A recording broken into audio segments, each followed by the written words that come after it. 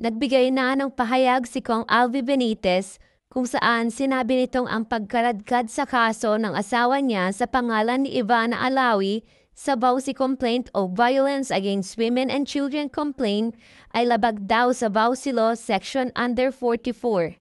Ayon pa sa legal team ni Kong Alvi, ay matagal na silang legally separated simula pa noong November 2023. Ngunit ayon sa batas ng Pilipinas, kahit ikaw ay legally separated, ay mananatili pa rin kayong legal na mag-asawa.